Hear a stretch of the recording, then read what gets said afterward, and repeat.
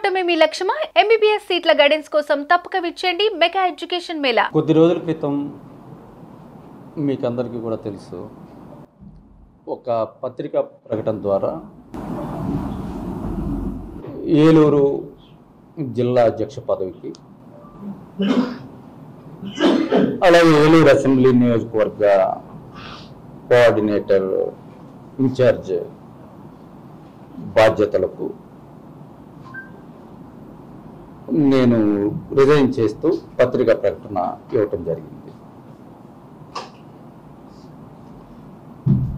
దాని తర్వాత అప్పుడు నేను పార్టీకి సంబంధించి, పార్టీ సభ్యత్వానికి సంబంధించి ఆ రాజీనామా అనే విషయాన్ని నేను ప్రస్తావించలేదు. అప్పుడు పార్టీకి నేను రాజీనామా చేయలేదు. ఇప్పుడు ప్రత్యేకంగా ఈ సమావేశం ఏర్పాటు చేసింది కూడా నా వ్యక్తిగత కారణాల వల్ల, కొన్ని వ్యక్తిగత బాధ్యతలకు సంబంధించి నిర్వర్తించుకోవాల్సినటువంటి అవసరం ఉండటం వల్ల పార్టీ సభ్యత్వానికి కూడా రాజీనామా చేస్తున్నానని మీ ద్వారా అందరికీ తెలియచేయడానికి ఈరోజు ప్రత్యేకించి నేను సమావేశం ఏర్పాటు చేయడం జరిగింది. ఎందుకంటే ఆ రోజు కూడా నా లెటర్ ద్వారా జిల్లా ప్రెసిడెంట్ పదవికి కానీ, లేకపోతే అసెంబ్లీ నియోజకవర్గ ఇన్ఛార్జ్ పదవికి కానీ నేను రాజీనామా చేశాను. మీ ఎవరితో మాట్లాడటం నాకు అప్పుడు సాధ్యం కాలేదు. ఆ విషయం ఒకటి ప్రకటించడానికి. రెండవ అంశం, నిన్న పార్టీ ఆఫీసుకి సంబంధించి నేను ఈరోజు కొన్ని పత్రికల్లో కూడా నేను చదివాను. పార్టీ ఆఫీస్ని పైన పార్టీ నాయకత్వం దృష్టిలో లేకుండా ఆ కార్యక్రమం జరిగింది అనేది ఏదో అపోహ కార్యకర్తల్లోనూ కొంతమంది ప్రజల్లోనూ కూడా. దయచేసి కార్యకర్తలు ఎవరు కూడా ఆ విషయంలో అపోహలకి చెందవద్దని నేను వారందరినీ కూడా కోరుతూ, వాస్తవంగా ఆ పార్టీ ఆఫీసుకి సంబంధించి సంవత్సర కాలంగా ఆ పార్టీ ఆఫీసుకి సంబంధించి ఎవరైతే ఆ పార్టీ ఆఫీస్ స్థలాన్ని లీజుకి ఇచ్చారో మా ద్వారా, దానికి సంబంధించి వాడికి 7 సంవత్సరాల క్రితం నేను 2 సంవత్సరాలు పార్టీ ఆఫీస్కి సంబంధించి ఆ స్థలాన్ని లీజుకి ఇవ్వమని, ఎందుకంటే ఆయన యుఎస్లో ఉంటాడు, ఆ సైట్ ఓనరు నా మిత్రుడు రవిచంద్ర.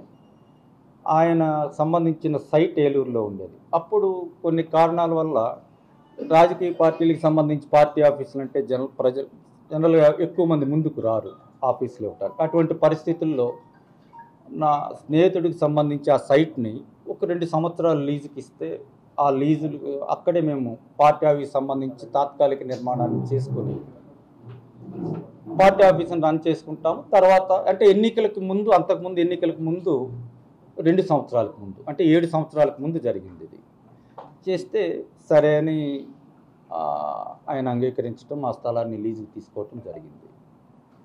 ఆ తరువాత దాంట్లో టెంపరీగా షెడ్యూల్ నిర్మాణం చేసి పార్టీ కార్యకలాపాలు నిర్వహించుకోవటం. ఆ తర్వాత పార్టీ అధికారంలోకి వచ్చిన తర్వాత కూడా అప్పుడప్పుడు అది మేమేదో డెవలప్మెంటింగ్ చేసుకోవాలి కాబట్టి ఆ స్థలాన్ని మాకు హ్యాండ్ ఓవర్ చేయమని అడగటం జరుగుతూ ఉంది. మేము కొంత సమయం అడుగుతూ వస్తూ ఉన్నాం. దాని తర్వాత సుమారు సంవత్సరం క్రితం వాళ్ళు కొంచెం ఏదో డెవలప్మెంట్కి ఇచ్చుకుంటాం మేము ఆ సైట్ని, కాబట్టి ఆ స్థలాన్ని హ్యాండ్ ఓవర్ చేయమని అడగటం. ఎన్నికల ముందు నేను అప్పుడు పార్టీ 2 జిల్లాల కోఆర్డినేటర్ మిథున్ రెడ్డి గారి దృష్టికి ఈ విధంగా పార్టీ ఆఫీస్కి సంబంధించి వాళ్ళు ఓనర్స్ అడుగుతూ ఉన్నారు, వాళ్ళు ఏదో డెవలప్మెంట్కి ఇచ్చుకోవాలని అడుగుతూ ఉన్నారు, కాబట్టి దాన్ని మనం హ్యాండ్ ఓవర్ చేయాలంటే మిథున్ రెడ్డి గారు ఎన్నికల ముందే 3 నెలల ముందే హ్యాండ్ ఓవర్ చేయమని ఆయన చెప్పటం జరిగింది. కానీ ఎన్నికల సందర్భంలో పార్టీ ఆఫీసు లేకపోతే అది కొంచెం ఇబ్బందికరంగా ఉంటుందన్న ఆలోచనతో దానికి సంబంధించిన స్థల యజమానుల్ని మేము రిక్వెస్ట్ చేసి ఇంకొక 2-3 నెలలు ఎన్నికలు అయిపోగానే దాన్ని హ్యాండ్ ఓవర్ చేస్తాము, కొంత సమయం ఇవ్వమని అడగటం జరిగింది. అడిగిన తర్వాత ఆయన కూడా ఒప్పుకున్నాడు. ఒప్పుకున్న తర్వాత ఎన్నికలు అయిన తర్వాత మళ్ళీ వాళ్ళు ఆ స్థలం హ్యాండ్ ఓవర్ చేయమని, లీజ్ అగ్రిమెంట్ పూర్తి అయిపోయింది కాబట్టి స్థలం హ్యాండ్ ఓవర్ చేయమని సహజంగానే వాళ్ళు ఒత్తిడి తీసుకురావటం ప్రారంభించిన తర్వాత ఎన్నికలు అయిపోయిన 10 రోజులకే మళ్ళీ మేము మిథున్ రెడ్డి గారి కోసం ప్రయత్నం చేయటం, ఆయన నాకు అందుబాటులోకి రాకపోతే ఆయనకు సన్నిహితంగా ఉండే ఆయన వ్యవహారాలు చూసేటువంటి బీవీఆర్ చౌదరి అని జంగారెడ్డిగూడెంలో ఉంటాడు ఆయనకి నేను ఫోన్ చేసి మిథున్ రెడ్డి గారు నాకు అందుబాటులోకి రాలేదు, ఎన్నికల ముందే ఆయన హ్యాండ్ ఓవర్ చేయమని చెప్పినా ఎన్నికల సందర్భంగా మనం చేయటం వల్ల ఇబ్బందిగా ఉంటుంది పార్టీ కార్యకలాపాలకు అని చెప్పి నేను హ్యాండ్ ఓవర్ చేయలేదు. ఇప్పుడు వాళ్ళ ఒత్తిడి పెరిగింది, నువ్వు ఒకసారి ఆయన దృష్టిలో పెట్టు అని చెప్పి చెప్పడం జరిగింది. చెప్పిన తర్వాత మొన్న 1వ తారీఖున అది హ్యాండ్ ఓవర్ చేయటం. హ్యాండ్ ఓవర్ చేసే ముందు కూడా పార్టీ ఆఫీస్ మేనేజర్ ద్వారా, ఎవరైతే వెంకటేశ్వర్లు అనే పార్టీ ఆఫీస్ మేనేజర్ ఉన్నాడో ఆయన ద్వారా పార్టీ కేంద్ర కార్యాలయానికి ఆయనే ఇన్ఫార్మ్ చేశాడు. చేసిన తర్వాత సరే అని చెప్పి వాళ్ళు హ్యాండ్ ఓవర్ చేయమని 15 రోజుల క్రితం చెప్పడం జరిగింది.